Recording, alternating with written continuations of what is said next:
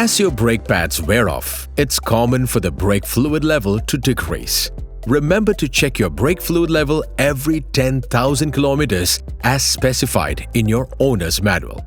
Begin by opening the service cover on the right side of your vehicle.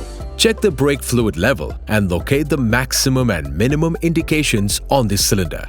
If the level is below the maximum mark, it's time to top up your brake fluid.